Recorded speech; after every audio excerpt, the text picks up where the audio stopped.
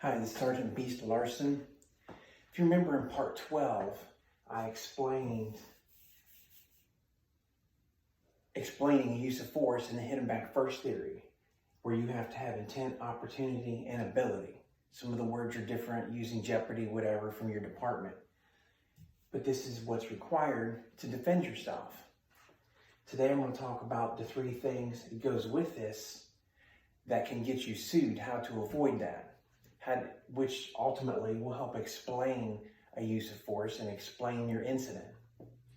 Went to FBI training about use of force years ago in Cincinnati, Ohio, and they presented it this way together. So this is a part 2 of the first one. Policy, criminal, civil rights. What does this mean? If your actions violate your department policy, the criminal laws of your state, or their civil rights. The criminal laws will go back specific to state. There could be specific in your county, city ordinances that are different or added to or farther broke down. But that's what this means, criminal. So policy, criminal, civil rights. And I'll explain a couple scenarios to kind of work through this, and we'll get through this pretty quick. One of my favorites when I teach this, back in the old days, I started police in 1992, a long time ago. We get into pursuit, get the vehicle stopped. What did you do? Say there's three police cruisers and the suspect stops their car. What did we do? We got out, we rushed up there, and our goal was to get up to their door, grab them, put them on the ground, gently, put the cuffs on him and secure. And he was caught. Bad guy caught. Kind of sounds a little bit like some Dukes of Hazzard stuff. Some of the things from way back when, and it kind of was. And that was more of a testosterone, kind of an ego, the police are in control, kind of a power move when you look at it. When you look at what we do now, that's different. Policies changed. So let's talk policy. It changed in the sense that our policy was do not run up to that vehicle and get the person out that you just chased. But you come out, you got your two cars, how you stagger them. You come out, secure behind your door, and you order the suspect out of the car. And you learn this in the police academy, it's not new. Out of the car, driver, with your right hand, put it in park, take the keys out, throw them out the window. And then they reach out with their opposite hand, unlock the door, open the door, exit the door, come out with their hands up, do the 360 Y, you're looking for weapons in danger. Then they walk hands in the air backwards. They walk backwards to your cruiser, put them on their knees, hands over their head, on their knees, feet interlocking. Then with cover officer, the backup goes up and cuffs them. That's how policies are wrote, and that's for safety for the officers.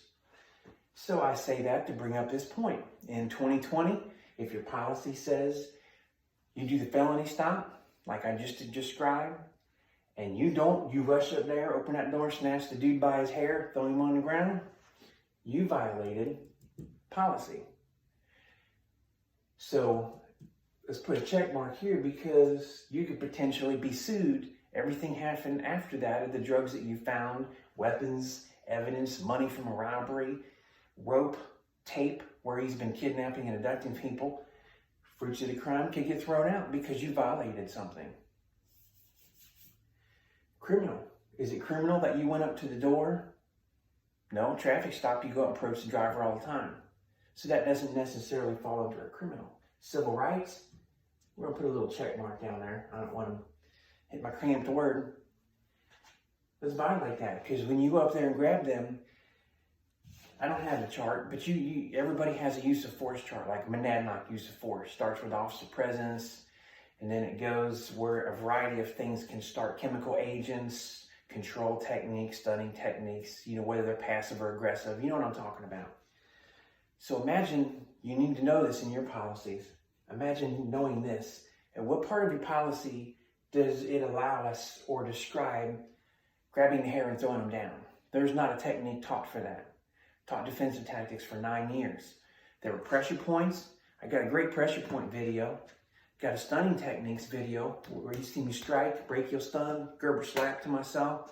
It's a great video. You'll love it. Nowhere in here do we talk about grabbing the hair and pulling them down. So if you rush up there, you violated your policy. If you grab their hair and throw them down, you violated their civil rights, because that's not a police approved, under law enforcement council guidelines, technique. So learn your policy to do this. How about another example? How about, say you're working in a prison for correction officers, and you're walking by, it's the food flap, it's a little high, say your food flap down here. They pop it open, go by and they do something. Say they throw a cup of urine at you. You get your key out, you're mad, you wipe the urine off your face. Yes, I've had urine feces thrown on me. Yes, it makes me mad. Put the key in that door, open that door, go in there, and you start doing this.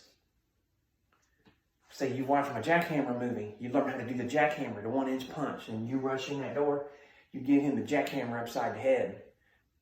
Maybe you break a bone by his eye, his orbital bone or his cheekbone. And you called on your radio, yeah, call for your assistance, and everybody rushes down there. Let's break this down. He was inside, flaps open, threw a cup of urine out the flap. And I never did this, by the way. I never popped the door and went in. Did he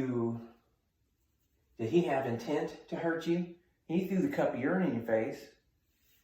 Opportunity, urine, yep. He had an opportunity because he did throw it.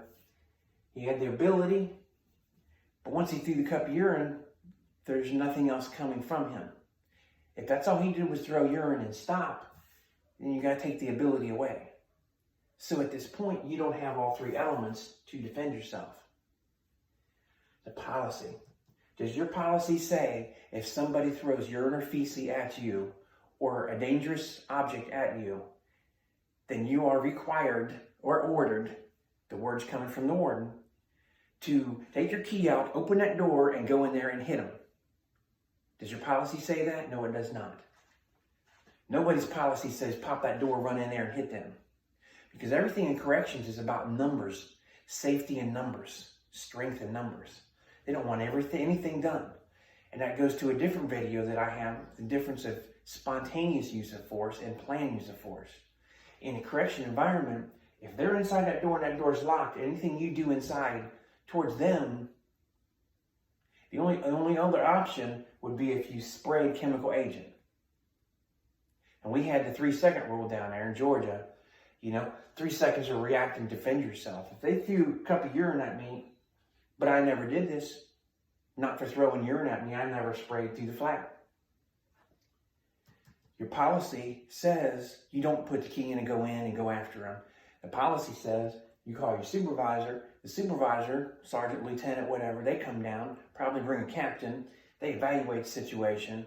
They will make instruction to the inmate, cuff up, come over here, this and that. We're going to place you somewhere else, or we're going to put you on strip cell. So you need to cuff up. We're going to take all your property out, put you on strip cell, put you back in your own cell. Something like that. Not put the key in, rush, and go do that. So the fact that you violated policy sets you up to be sued. I don't want to write on the wall, but this is the get sued side of this discussion. Is it criminal? Since the urine, yep, there's intent to hurt you. He had opportunity, ability, he did all that. But then he steps back, sits on his bed. There's no more ability because he's back on his bed. He's away from the flap because he's afraid something's going to happen. He will back up. He won't stay in that flap with his face there watching you.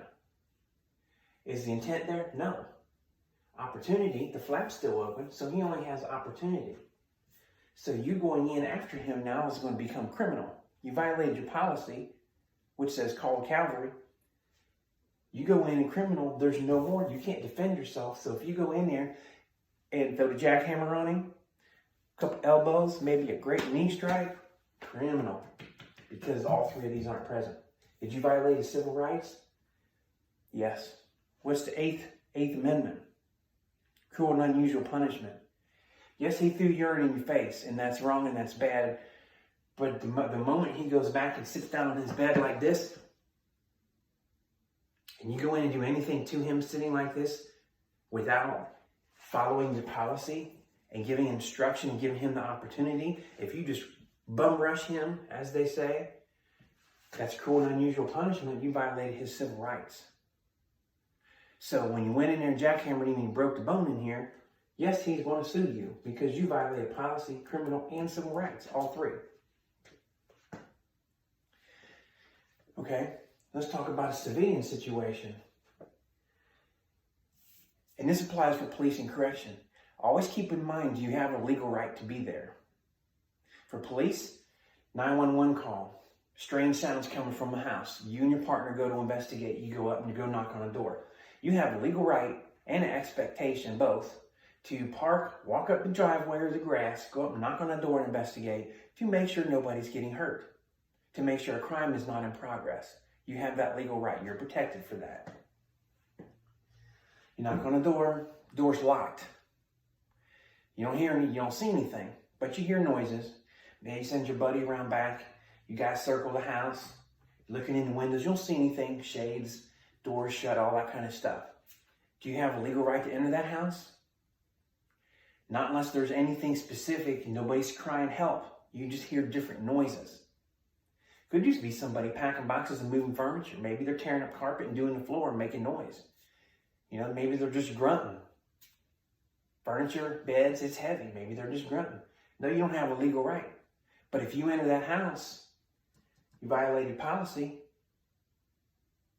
I know I said I was a civilian, but let's talk about this real quick for police. You violate policy because your policy doesn't say if you hear any noise, breach the door or window, break it, force entry, and go in. No, you have to have a search warrant. So if you do force in, you violate a policy and also becomes criminal because you're illegally entering the house. That's burglary. Anything happens inside there, you're going to be violating your civil rights because you don't have a right to be there. Okay, civilian. You go to the grocery store, somebody comes up and they're trying to steal your food because you're shopping for coronavirus. You have a legal right to be in that store. You have a legal right to shop, have a cart full of groceries. If the store says 2 rolls of toilet paper per family, you got 2, you're fine. Somebody comes up to attack you. You have a legal right to be there. Is there any policy involved? No. There's no policy involved talking about civilian shopping in a grocery. There's only 2 things. If they're trying to snatch your food and you hit them, they're only taking food. There's no intent to harm you. They're just taking your food. The law does not allow you to use force or deadly force for somebody stealing the hamburger out of your cart. Now, if they hit you to steal the hamburger, if they take the cart, shove it into you to harm you, then you have a right to defend yourself. That's where the line gets drawn. Their intent, opportunity, and ability. Is there an intent there? If they're standing at the end of the aisle and it's like, hey, Bubby, look, they got a whole bunch of hamburger toilet paper. Let's go steal their stuff. No, you can't use physical force to defend yourself. They're just talking. Now, if they both come up there and grab your cart and they're pulling the cart away, it's your instinct to grab your cart. But if you grab your cart and they're grabbing and you tug of war, that's a cart. There's no intent to harm anybody. It's just holding on to your cart and your goods. Remember how I explained in the use of force and to hit them back first. You can't use any physical force until their attention goes from the cart towards you. If they let go of the cart and they make a fist and say, I'm going to punch you, you don't give me that hamburger, that toilet paper, and they make a fist and they're this close to you, I'm going to punch you. Yeah, I'm really close to this camera. I'm close enough, I just reached out and touched it. See the bump? This close, I'm going to punch you, give me the hamburger, then you can defend yourself. So you got to think, and it's hard to think in a fast-evolving situation. Those are words you've heard many times if you wear a uniform and a badge. Graham versus Connor, fast-evolving situation. Criminal, I'm going to hit you and give me the hamburger and then right in your face. No, that's not criminal. There's no policy, remember. It's not criminal because you're defending yourself. Violating your civil rights, there's still potential for this if, here's the difference. Remember, I did that video, until the threat stops. He says he's going to punch you with a hamburger, and he's right in your face, and his fist is about ready to come. He's got the ugly look on his face, looks uglier than me, with a fist and teeth are gritting. That's what you're going to talk to the police about when you hit. But you got to get them down, get them away from you. You have to know when to stop. You don't just sit there and beat them until they're unconscious. If you beat them till they're unconscious, and you're trying to make them tap out in a grocery store, most likely you're violating their civil right, because you're taking this, defending yourself to the extreme. You're past the point of, they're not a threat to you anymore. You got the guy on the ground, you got perfect. Get your arm up like this and hook him. Got a rear naked choke and he's choking out. Guess what? Intent is gone. Because now dude's laying on the ground, arms are flopping like noodles. His head's bobbing because you're choking him. Choking the snot out of him. He has no more intent. He has no more ability because he's laying on the ground in a defensive position. And you keep going, you're violating his civil rights. This isn't backyard brawlers. It's not street fights out here in a back homemade gym. This is in a store. So think as a civilian what you got to do.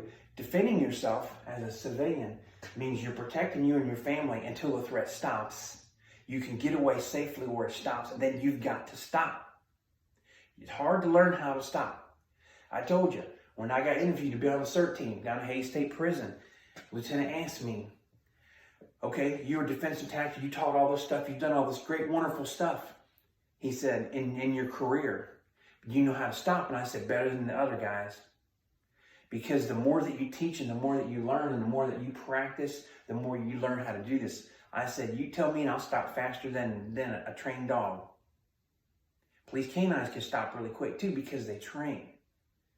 And he explained that. Seasoned officers know. They know when to stop. When you got control in the hands and you see both hands, you grab and put the cuff on, that's it. You're done. It's absolutely done. It's not put the cuffs in and throw one more knee or one more punch to the face. There's not one more.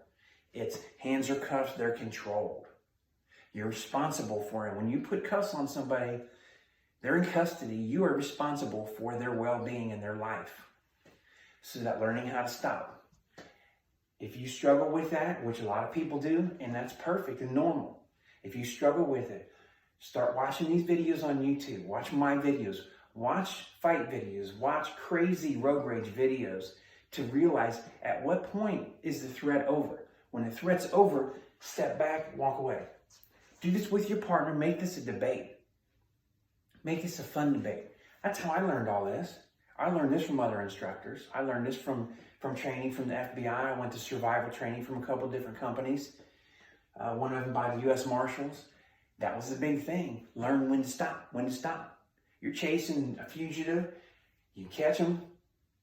You got to know how to catch them safely. Strength in numbers. Cuff them. Secure their ankles. And stop. If you don't stop, you're right here violating their civil rights. Cruel and unusual punishment. And you're going to be criminal because there is no more intent, opportunity, and ability. So think about those things. I could tell you 10 more stories and break it down, but I think this is enough for you to get the idea. These 2 pages go together. Screenshot this, save this, look at these, write these down, put these 3 words and these 3 words next to you. How to defend yourself, how to avoid getting sued. Don't violate these things.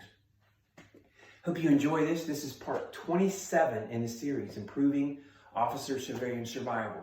Hope you enjoy this. I have many more to go.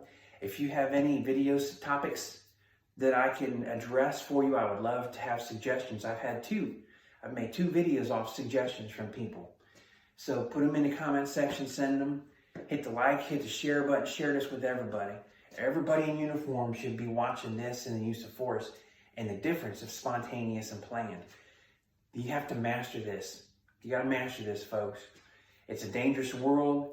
You got pretty uniforms. You take pride in this, pride in that badge, but you cannot afford to lose your job and career over violating these little things. And the more that you learn and master this, it becomes much clearer, much simpler to handle in that fast evolving situation. Thanks again. This is Sergeant Larson.